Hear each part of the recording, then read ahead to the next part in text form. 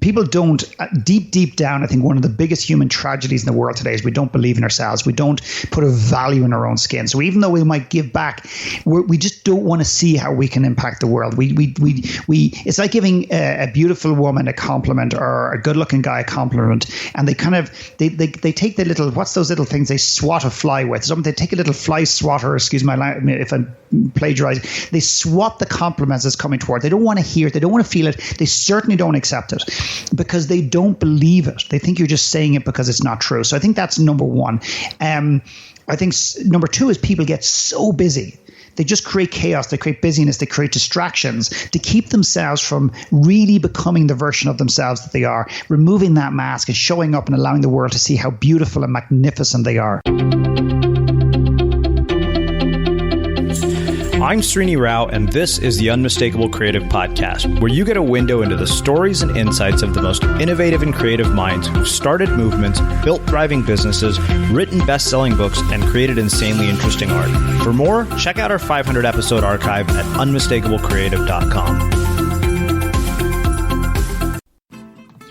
This episode is sponsored by HoneyBook, and this month we're asking small business owners how they took their creative passion from a side hustle to a full-time business. In today's episode, we're speaking with Miles Berrio, who runs a successful photography business and talks to us about how he's able to run his business without becoming overwhelmed. Stay tuned to hear his story.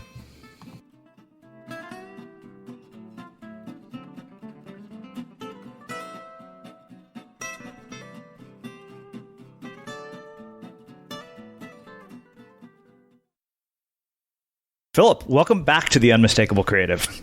Oh, welcome back. Thank you for having me. I'm actually a little bit more nervous today than previous ones, because when you're being honored, at least that's how I feel, to be invited back. It just feels like just an extra tad of pressure.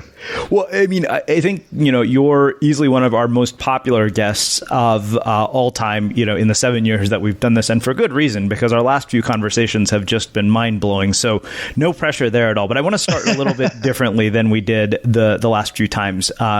Because I know people are familiar with your work, and we'll link up the previous interviews in the show notes. But, one of the things that you had mentioned to me when we last spoke was that you had a brother. And I have to give, Brian, my business partner, credit for this question, because we started a few episodes with this. So what birth order were you, and what impact has that had on your life and the choices that you've made?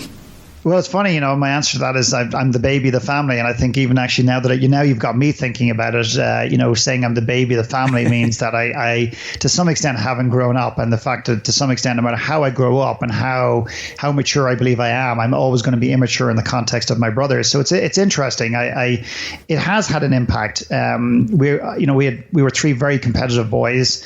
I always felt that I didn't have a voice. I felt that my voice didn't matter. And ironically, you asked that question, Srini, because one of the things I yearned for, and I'm sharing something very personal here, yearn deeply, was for my brothers to really see and hear me. And the way I contextualized that, right or wrong, was the day that they would come and ask me for advice, quote unquote. And I held off and waited for that day, desperately yearning for them to see the value that I potentially have in this world. And it never really came, and I eventually just let it go. And I mean, really emotionally, deep down, let it go. And I said, I don't need their validation, and it most likely will never come. Mm-hmm. And ironically, within the last 12 months, both my brothers took me aside and asked me specific advice about two areas of their lives. And I was incredibly humble, incredibly grateful. And it definitely released me from this old need, if you like. And I don't know if that's relevant, but that's just what came up for me right now. Okay, so two things you said there. One was that you felt that you didn't have a voice. And I think that there are probably a lot of people who have felt that. And I'm wondering, what do you say to those people who feel that? The other is this idea of letting go of validation. So, I wrote about this in my book, and it's something that is very near and dear to me personally, because it's something I wrestle with still. And I'm curious how you finally let go of validation, how other people let go of their need for validation in their lives. I think we honor it. I don't think we try to run away from it. I don't think we try to let go of it. I think when you honor it, I think by honoring it, let go. So, for example, just use the context of the conversation I just shared with you about my brothers. And I've never shared this publicly before outside of a very small private group that I work with in a coaching capacity. I've never shared this publicly. I've been known to do that to people. Yeah, well, and that's why you're so gifted at what you do. And I've said this to you many times before that, I always feel deeply honored on your show. I just feel you create this beautiful space. And anyway, I think you're just very, very good at what you do. Thanks. In terms of I think, rather than realizing and identifying I need their validation and then running from it and then waking up someday and intellectually telling myself, oh, I don't need it anymore. For God's sake, I'm 40 years old. Of course I don't need it. And thinking that it's gone, but yet emotionally it's still playing out. What I did was I stopped and I leaned directly into that conversation. I said, okay, why do you need this? And what does it even look like? Because often we want something, but we don't even know how it looks like, and yet we'll continue to yearn for it for years. And I actually literally played it out, almost role played it.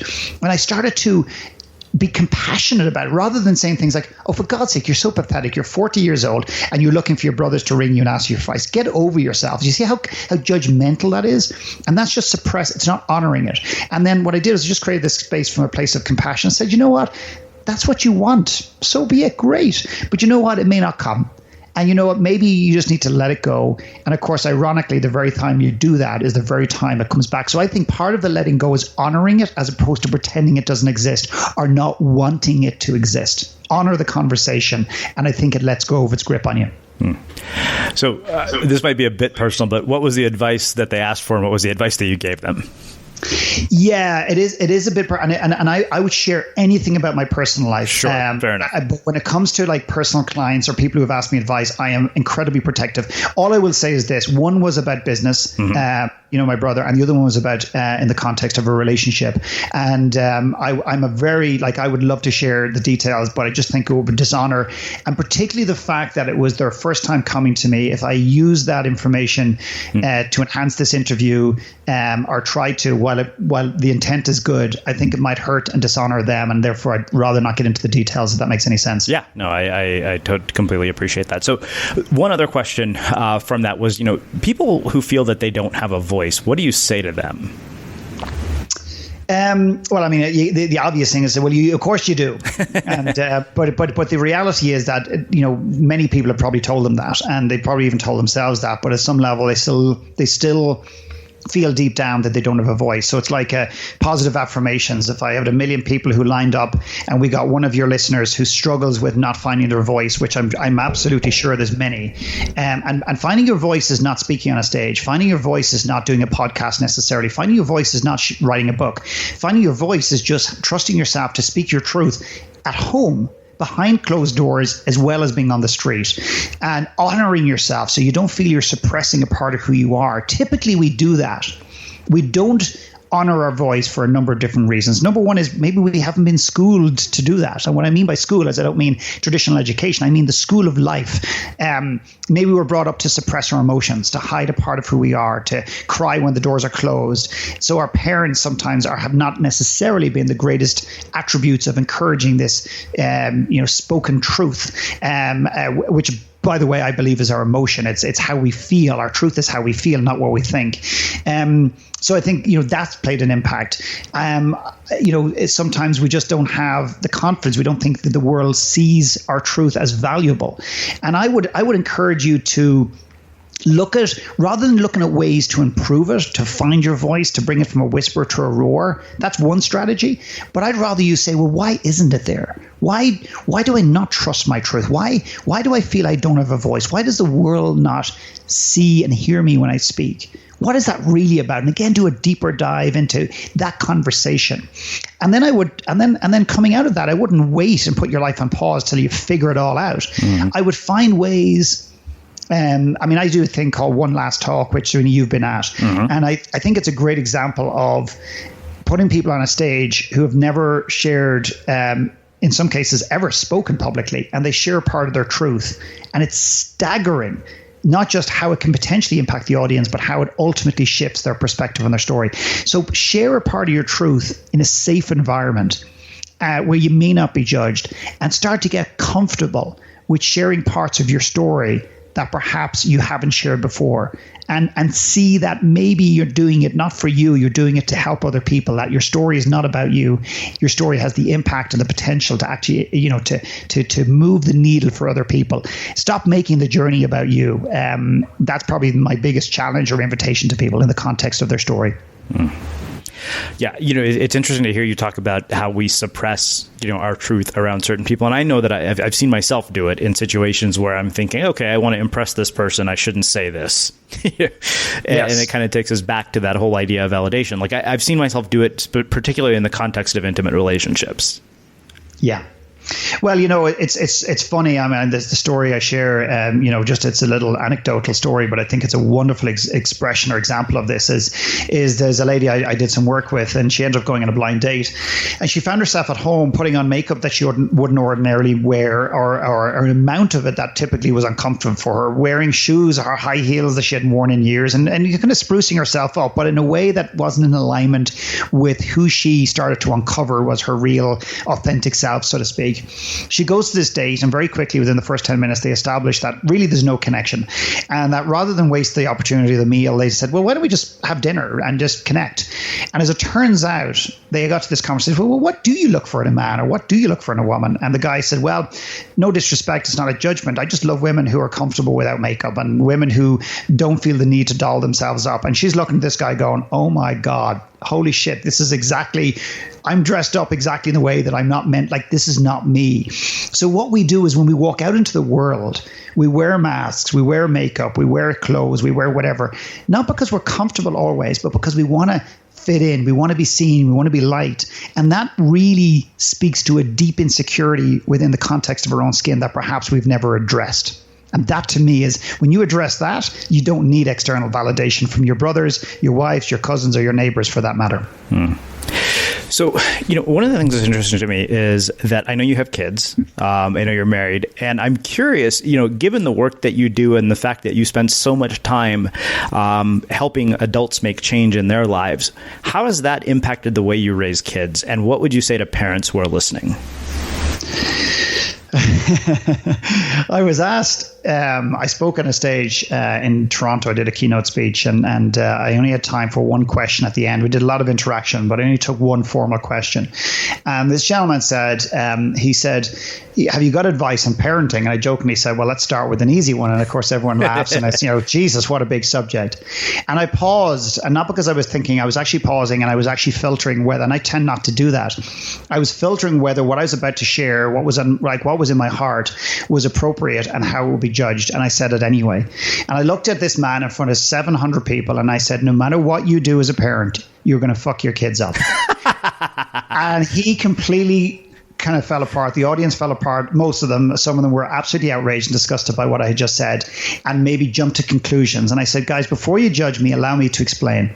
Number one is, did I need to use an F-bomb? No. But does using an F-bomb make it a little bit more dramatic? And I don't mean for effect. I mean in terms of it jarring us emotionally.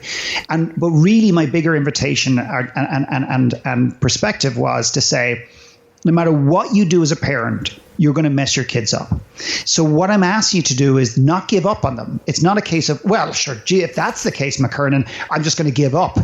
It's not. But what I'm asking people to do is to let go, and to know that no matter how perfect their life is, no matter how they parent a child, no matter how amazing they think they are, that their kids are going to find nuances and aspects of how they were parented that are going to come back and going to bite them in the ass. So what it does is it gives you freedom. It gives you this like, okay, I'm going to mess my kids up.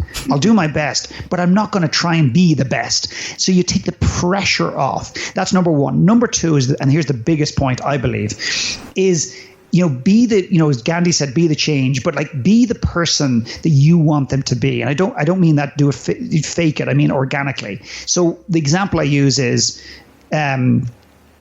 let's just say the parent themselves is in a situation where they're misaligned. They're misaligned with the work they do. They're misaligned in the relationship with themselves. They're misaligned with the relationship externally. And they're struggling. And they're justifying and rationalizing staying in that job or business that they don't like because they're doing it for their kids. Now, with respect, I don't think that's fair to your children, because your children didn't ask for that. They didn't come into this world and say, hey, dad, hey, mom, use me as a reason not to make a change and live your dreams. And here's what happens. If I ask a parent, say, okay, let's just say fast forward and your little son, Johnny, comes to you with the same predicament and says, I'm misaligned, I'm not happy, what would you say to them? Most parents would say, change, do something, live your dreams, don't settle. You're worth more than that. The world needs you, whatever those things are. And my question is, well, why aren't you doing that? Oh, well, it's different for me. It's different. I need to put the kids through college. I need to do this. I need to do that. And here's what happens. In 25 years from now, if that conversation ever happens, it is a lecture. And that son, Johnny, who's now 25 years older, is either externally or internally rolling his eyes to heaven, because he's basically saying, Dad, I hear what you're saying. Thanks, Mum, for the advice. But you know what? You guys didn't do it. If you live your dream, if you move towards what is an authentic expression of yourself, if you uncover, not find, because you already have it, the courage to make changes, to move, to be almost selfish in that advance, and don't live your life through the lens of your children. And what will happen is you'll inspire your kids by osmosis, by proximity. You'll inspire their soul to believe that they're worth more. So when they hit a wall in 25 years, they'll go, my dad had the courage, my mother had the courage to say no and to change it, and I'm going to do the same. We mentioned at the top of the show that we asked small business owner Miles Berrio what it was like taking his creative passion from a side hustle to running a full-time photography business, and here's what he had to say. It's so amazing having my calendar, invoicing, and emails all in one place. Doing everything separately through social media platforms and Gmail was chaos. HoneyBook has honestly changed my life with less work and more money.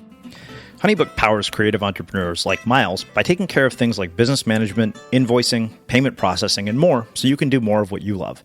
And HoneyBook is offering Unmistakable Creative listeners 30% off their first year of HoneyBook. Just head to honeybook.com/unmistakable or use the promo code unmistakable and start a free trial.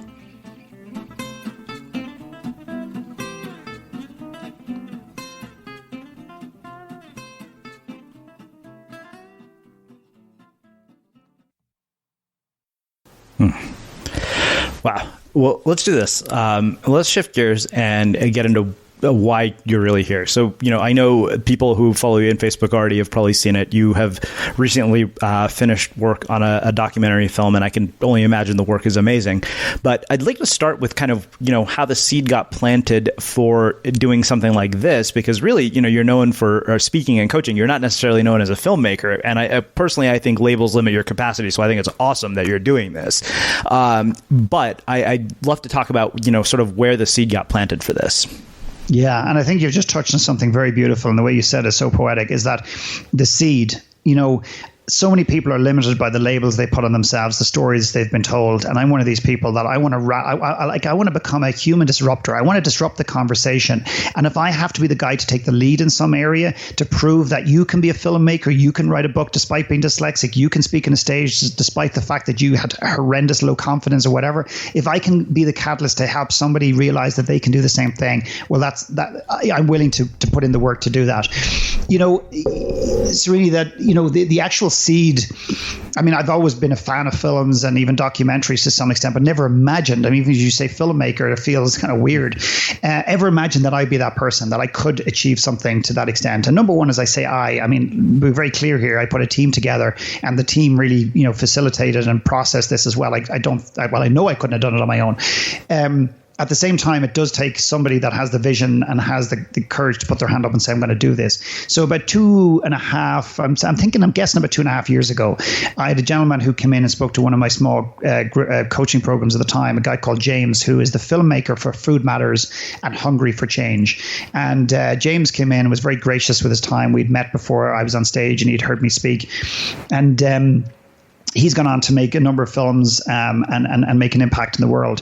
And he just came in his very low-key, very unassuming, very passionate, very engaging way, just shared his journey. And in that moment, it was just like, shit, why not? Why couldn't I be a filmmaker? Now, I didn't have a plan. I didn't have the story.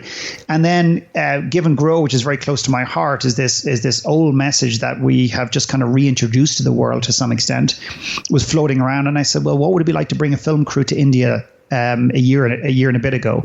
And that was the beginning of it. And it was 2.5 years ago, the idea was placed, or the seed was set. And then about 12 months ago, we pulled the trigger, and we will have turned around a full feature-length documentary within a space of 12 months when it's launched in the next 2 or 3 weeks. Wow. So before we hit record, you were telling me about a day in Sri Lanka at an orphanage that really kind of was one of those moments of inspiration for this. I'd love for you to tell us a bit about that in a bit more detail. Yeah, I think it's probably one of the most, there's not many, there's probably only about 3 or 4 real pivotal moments in my life. And one was when I went to Sri Lanka a year after the tsunami had hit. And rather than, allow myself to sit in the 5-star hotel on Christmas Day, I said to my wife, I cannot, or actually it was Christmas Eve. I said, I feel really uncomfortable. And Christmas morning, I went for a walk on the beach. And I remember just these turtles. I don't know what the significance of the turtles were, quite frankly, but I remember the stirring in the water. I walk into the ocean fully clothed, and these massive turtles were just under the surface, 3 of them, and they just far 2 or 3 of them, they floated just around me. I came out of the water, looked my wife in the eyes, and I said, I have to leave this hotel. And we just drove, and we found ourselves in this remote area, walking into a little B&B and meeting a lady, because I wanted to give back. I had this yearning, screaming that I needed to give back, that there was something more important on this island than me having a holiday. And I met this lady who ironically was going to an orphanage on the day of the 1 year anniversary of the tsunami. And I went with her. And that was just so pivotal and huge for me, because what it did was, when I came back from that experience, the biggest thing was not just that I enjoy spending time with the kids, but something shifted inside me. And I said, really, I'd love to tell you, I got it at the time, but it was kind of just this feeling that I couldn't put my finger on, that something had shifted. And really what happened was my value shifted. I started to feel, not think, that actually maybe you're here for a bigger reason, Mckernan. That was number one. And number two is when I came back, everyone was hungover. Everyone was dying of, eating too much, dreading going back to work. And that would have been me and was me. And for the first time I looked and said, I don't have to do this. I don't have to go to work to a job that's not thrilling me. I don't have to drink too much alcohol and just be hungover. It gave me choices. And it's just like taking off a set of glasses and putting on a new set that just had a different lens. And that was pivotal in me beginning the idea of moving to Canada. And it was about 12 or 14 or 18 months later, we moved from Ireland, the place I love, and kind of started to reinvent, or maybe find who I really was in this world and my place in this world and what I was here to do. So I've asked numerous people why people miss pivotal moments, but I am actually much more interested in something else with you. Why do you think most people don't, or so many people don't do anything in those pivotal moments? I think they don't create the space. So when I look at, well, let's just personalize it to this volunteering, if you like, or working in orphanages. There's many people that have worked in orphanage and whatever, and they haven't come back and they haven't made change. They've gone and worked at the homeless people. They've gone to soup kitchens, homeless shelters. They've gone to their neighbors. They've helped people. They haven't made a change. I think there's a number of different things. Number one is, I think people don't, deep down, I think one of the biggest human tragedies in the world today is we don't believe in ourselves. We don't put a value in our own skin. So even though we might give back, we just don't want to see how we can impact the world. It's like giving a beautiful woman a compliment, or a good-looking guy a compliment, and they kind of they take the little, what's those little things they swat a fly with? They take a little fly swatter, excuse my language if I'm plagiarizing. They swat the compliments that's coming towards. They don't want to hear it. They don't want to feel it. They certainly don't accept it because they don't believe it. They think you're just saying it because it's not true. So I think that's number one. I think number two is people get so busy. They just create chaos, they create busyness, they create distractions to keep themselves from really becoming the version of themselves that they are, removing that mask and showing up and allowing the world to see how beautiful and magnificent they are.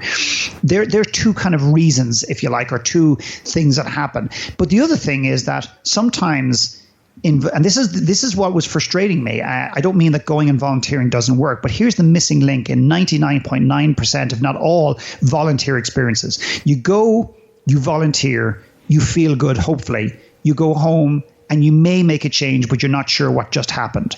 So what I created was this concept where we would go and give back. Then we would create space in nature, and then we would process, okay, so it's very simple questions, but we would go deeper around and say, okay, what happened for you this week? What child spoke to you? What moved you emotionally? Why did it move you emotionally? How does this relate to your life? How does this relate in the context of your gift, not your talent? Where does your gift play into this? And ultimately start to move towards the space of what are you going to do as a result of this beautiful, this incredible experience of giving? Because the giving doesn't just help other people. It unlocks us. It changes us. But the thing is, we don't. So I don't know about you, but vacuuming is not one of those things that I ever look forward to doing. But as you know, your environment has a huge impact on your creativity. So I still like it to be clean wherever I'm living and working. But now it doesn't have to be something that you deal with. If you're like me and you grew up in the 80s, you probably fantasized about the day when cleaning your house would be like it was for the Jetsons, meaning you don't have to lift a finger. Well, the good news is that we're already kind of living in that future. And the easiest way to make sure your floors are clean every day is with the Irobot Roomba robot vacuum.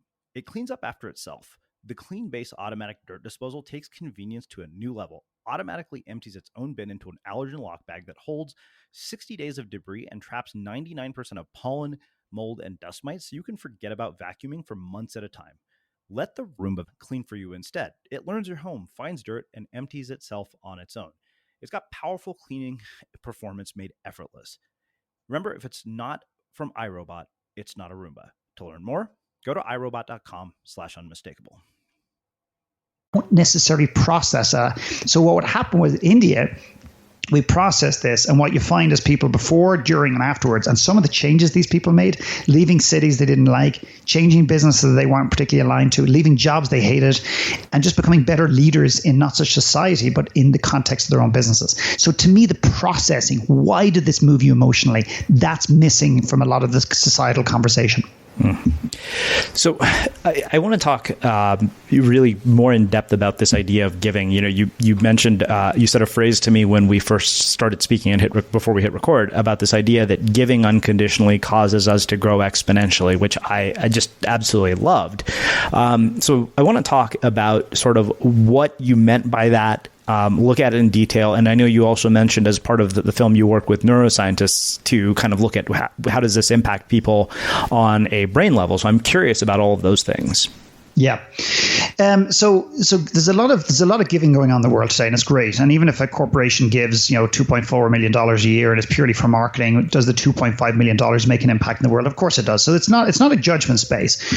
And there's a lot of people are giving through the lens of writing checks. And I myself have raised money in the last 12 months to build an orphanage. So I'm not saying there's anything wrong with that. I just think it's limited.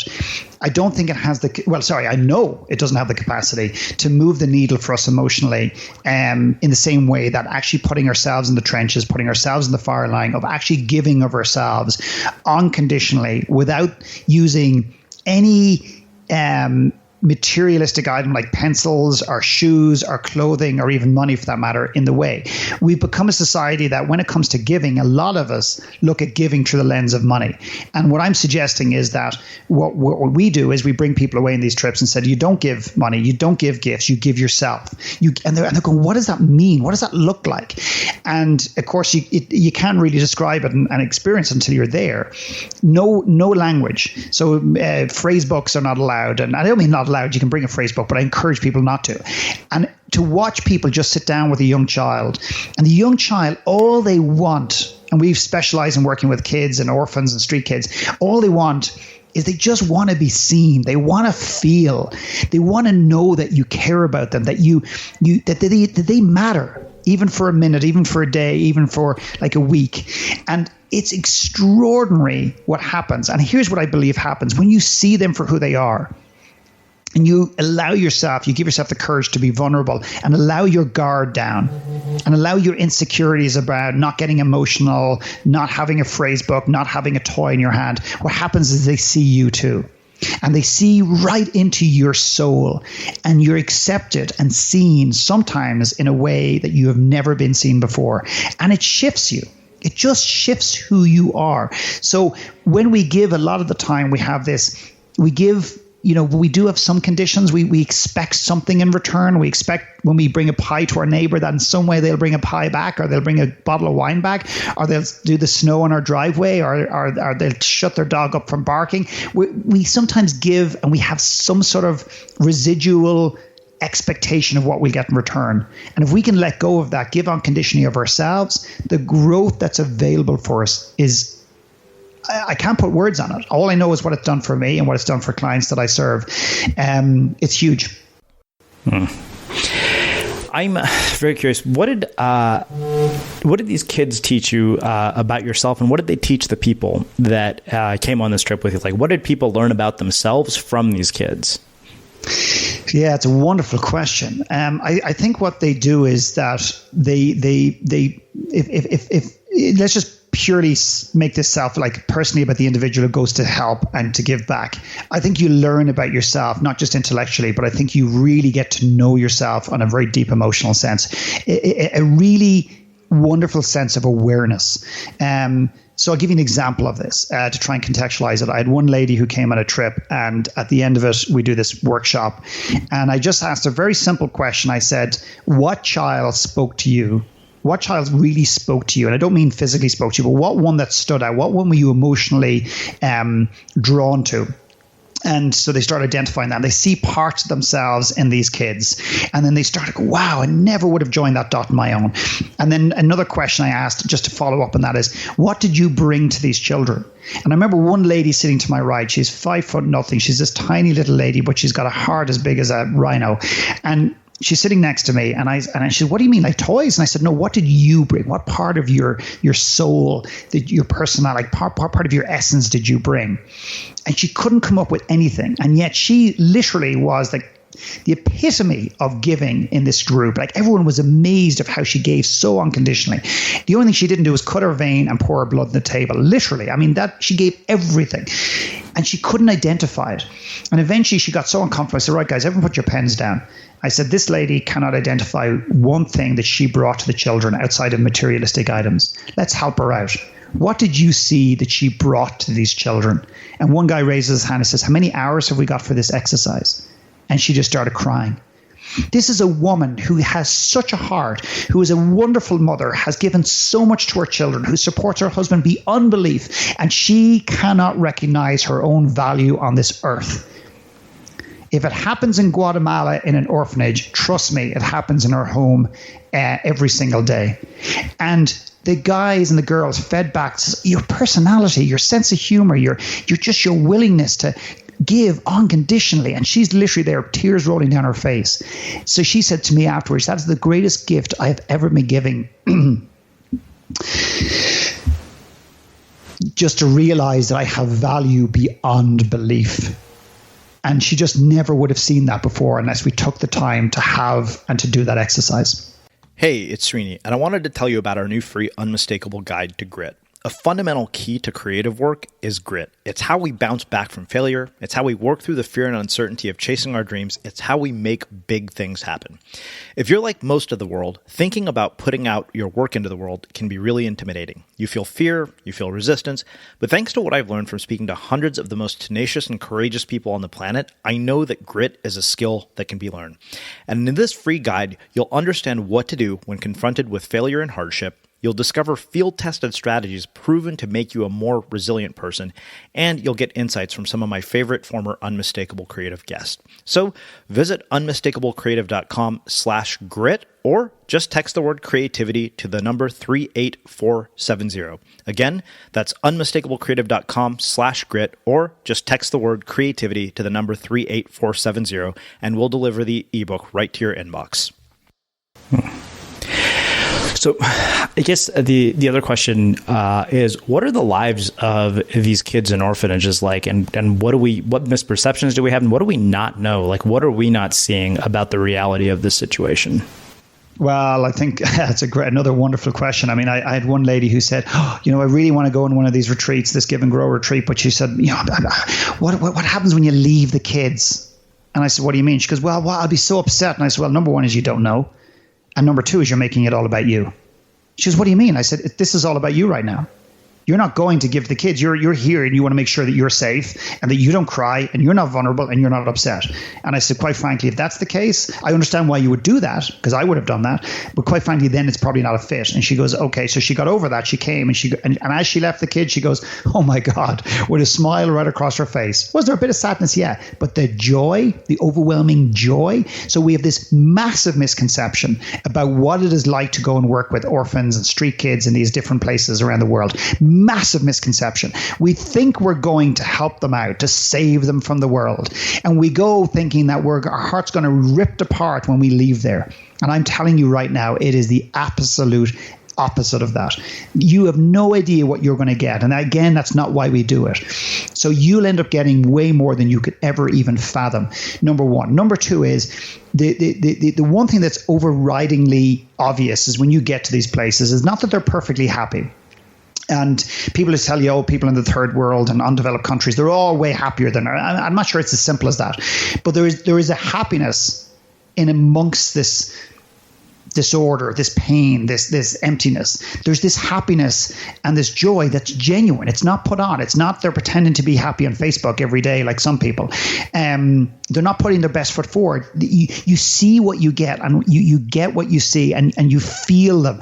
And they don't have they don't wear masks, and the simplicity of their lives. They don't have stuff. One little example that's in the documentary is a lady who came from Canada. She came on this trip, and she's there to help the kids, again, help, quote unquote. And this girl comes over and could see that she was so uncomfortable, not just in the orphanage, but in her life. She took her by the hand. She brought her upstairs to show her little dorm area where she lived with 20 other kids and her life's possessions. And this little girl gave her earrings as a gift. This orphan girl who has almost nothing wanted to give her a gift, and gave one of I wouldn't call her a client, a friend, a clan, one of our members. She gave her earrings to acknowledge her and say thank you for coming to visit us. We have such a misconception about what is going on in these places, and we also think that in order to help, we need to raise money, we need to buy a washing machine, we need to do this. The kids need to be seen.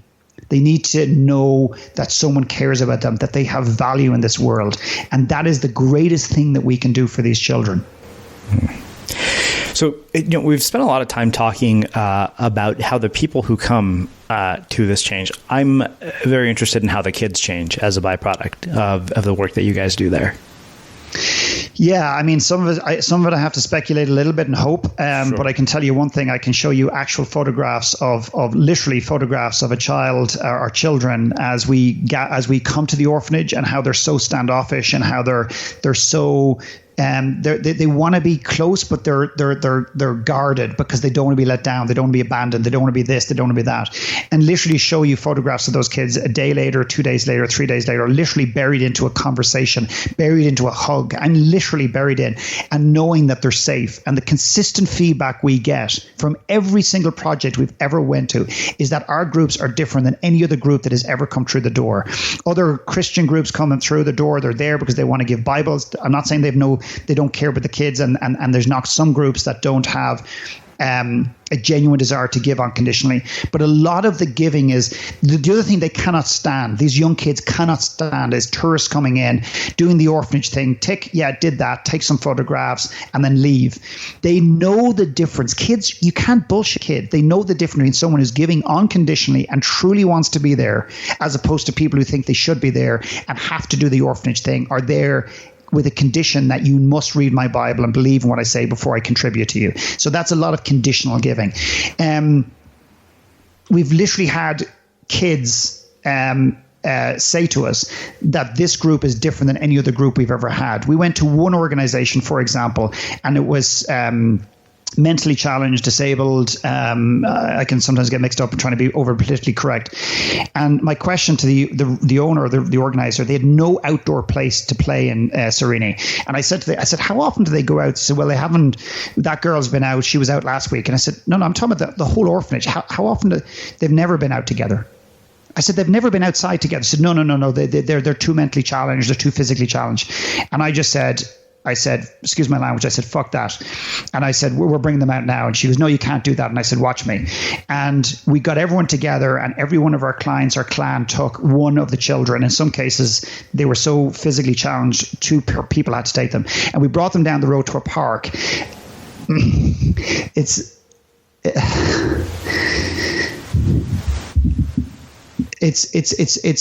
obviously it's very emotional, like rethinking and remembering this, but it was so beautiful. We literally had people beeping the horn, shouting out the windows at us, and I thought they were giving out to us for being in the middle of the road. They were saying thank you. These were the locals who knew these kids were left in this room, left in this building, and they'd never been taken outside ever before. And we had the locals thanking us for doing it. And the joy in these kids' lives, like in their faces,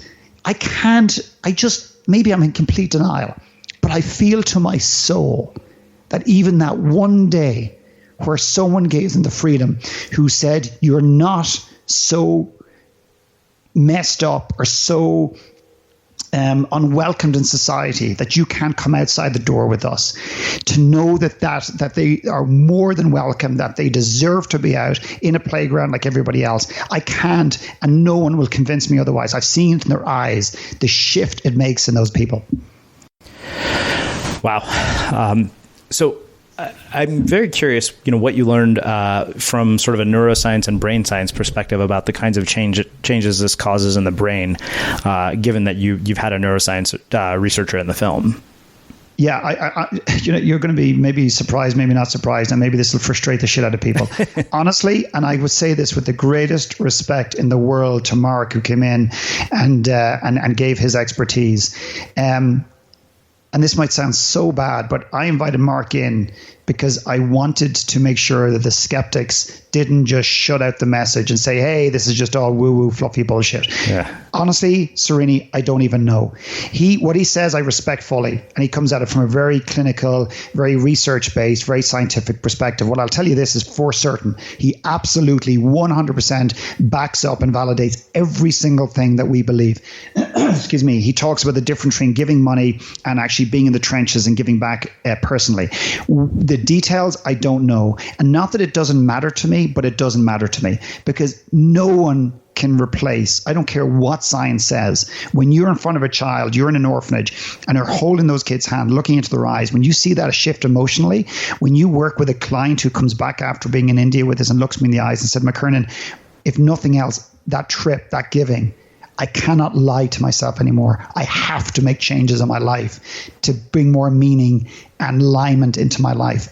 That's all I need. I don't need the science to prove it. The reason we brought Mark in, and I'm very glad we did, is to illustrate to the skeptics, the very heady people who need the research. That's why we brought him in. In terms of the details of what we got from that, I can't even explain it. I'd rather let people watch the film or look it up in Google or whatever. When you give scientifically, unconditionally, how it helps you grow and see your life differently, I think they can find that information pretty straightforward. Okay, so we've talked quite a bit about a lot of the changes and sort of experiences that people had. I'm really now very curious about the creative process for putting something like a film together. Like, what is involved from a creative side of all of this? Like, because, it doesn't seem as simple as going in and shooting footage. And I know from what I'm told about documentaries, you shoot like hundreds of hours of footage for 2 minutes that make it into a film. Yeah. Yeah. So sorry, I'm just a bit rattled because I didn't expect to cry here. So you've achieved one thing today. I feel like I'm in the film Jerry Maguire, and I'm saying I will not cry, but yet I do. Excuse me. So for me, the advice that I got was categorically, you must figure out your distribution first and work from the distribution back into the distribution channel and work back in there for the film and the story and there for the team that you put around it. So it's basically coming up with the outcome and then working backwards. And while I knew nothing about filmmaking at the time, I chose not to take that advice despite my intellect saying that's the way to do it.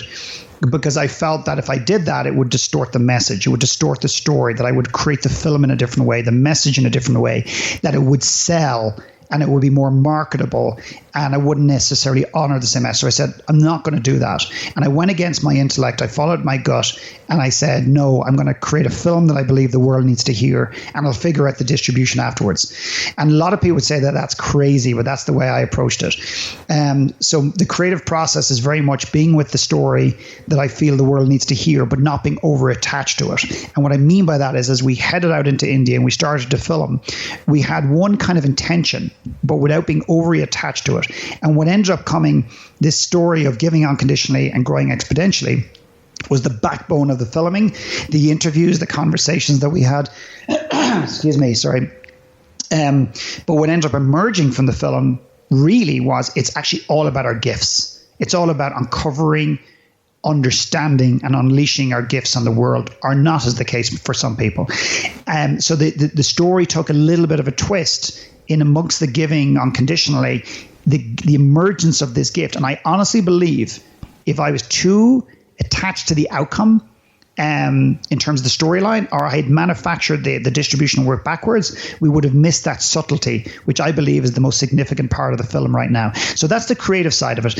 The actual structural side of it, probably the best thing I did was I put a director in place. I removed myself from being the guy from an egotistical and an operational standpoint, being the guy that had to own and run everything. I put a filmmaker in place, a director in place who basically had made films before. I put a co-director in place. I put a producer in place, and I removed myself a lot from the day-to-day stuff. And that's the two big things that I did, which probably, I believe, created the biggest impact in this film. Wow. So one last question about this. You mentioned that you detached from outcomes, and you and I talked briefly about detaching from outcomes before, and this is something very personal to me at the moment, because it's something that I had to learn how to deal with in the process of putting a book out into the world that didn't meet the expectations I originally had for it. So I'm curious, when you're looking at creative projects of any kind, how do you develop the mindset that allows you to detach from outcomes and ultimately allows the work to become what it's destined to be? Yeah, to me, my focal point is less about distribution, less about sales, less about Facebook likes, less about numbers of books or films or anything else. To me, it's about why am I doing the message? Like what's the why behind the project? And for me, it's I have this way of detaching and saying it's not about me. It's about the people I'm trying to serve, the message I'm trying to get off. So when I move into those insecure places and those fear-based places where I go, shit, what if no one watches the film? What if no one comes? What if it's played? Like, what if people rip it apart and say it's shit? What if my grandmother's the only person that buys the film, et cetera, et cetera? If I go into those paranoid, worried places where it's very much in from a place of my mind and my brain, I bring myself back in saying, hang on a second, we've already achieved an outstanding goal with this film. And I'll give you an example. The rough cut, for those of you maybe listening who don't understand filmmaking, you trust me, I was part of this process. The rough cut is basically it's basically literally what it says. It's a rough cut. So it's basically as the film is being pieced together, it's not beautifully edited. There's no music. It's just a rough cut. So it's basically your first version of your film without the editing happening. Same as a book in some ways. And Matt, who's part of our team, basically played it and allowed his mother to watch it just to get a bit of a finger on the pulse. His mother said, well, apart from crying in various parts in the film, I literally stopped watching the film and I went online and researched where to volunteer in my own community. And Matt is sharing this, and I'm literally, there's tears in my eyes. This is the rough cut. So we've already achieved, I believe, something magnificent. Not that Matt's mother's not a good person, but Matt's mother has never been the type of person that would volunteer outside of her own family, outside of her own environment. And if nothing else, we've got one person to go out into the world and start to volunteer, and who knows where that'll go. So to me, I'm always, always, always with the people that this message is serving, and the kids we're trying to, and the people that we've served when we're in India in this particular project. making sure that they're honored, that we're not using them to sell a film, we're not using them to sell some promotional thing, that we're honoring their existence, we're honoring their pain. And there has to be a purpose in the pain in this world. And to find the pain, to deliver it hopefully in a respectful way, and I can't decide that your listeners, any of those who ever watch the film, will be the deciders of this, is that hopefully we've honored the discomfort and the pain and the challenges these people have. And that's how I focus on it. And after that, maybe I'm wrong. Maybe I'm so out to lunch. Maybe I should be focused on the commercial reality, how to market the shit out of this thing, how to do this. And it's not my style. Wow. Well, this has been amazing. So first off, where can people learn more about the film? giveandgrow.com. So basically, they can watch the trailer there. If they like what they see, great. If they don't, so be it. And then the film will be out in, I'm guessing, within the next number of weeks. And we're excited and very nervous at the same time. And hopefully it's received reasonably well. Awesome. Well, I want to finish with my last question, which is funny because you're the one person that I've probably asked this question to 3 times in a very short period of time. So I'm very curious to see if your answer will change, which means I'll have to go back and listen to the previous ones. But what do you think it is that makes somebody or something unmistakable? I think what makes people unmistakable is their truth. If they've got the courage to speak their truth, find their voice. And I think in a world, unfortunately, that conspires and really desperately wants us to be in line and to pull the line and to be similar and be more robotic, I think what makes somebody unmistakable is if they can uncover the courage just to speak their truth every day and to take the masks off and be themselves, not anybody else, just be themselves. And I don't think there's anything more unbelievable or unmistakable about a person who just is comfortable in their own skin. It's very beautiful, it's very attractive, and it's more of what the world needs. Well, I'm really, really thrilled to have had you back here on The Unmistakable Creative for a third time and really appreciate you taking the time to join us and share more of your story and your insights with our listeners. Yeah, likewise. Thank you for having me. I appreciate it. Yeah, and for everybody listening, we will wrap the show with that. Thank you for listening to this episode of the Unmistakable Creative Podcast. While you were listening, were there any moments you found fascinating, inspiring, instructive, maybe even heartwarming? Can you think of anyone, a friend or a family member who would appreciate this moment? If so, take a second and share today's episode with that one person, because good ideas and messages are meant to be shared.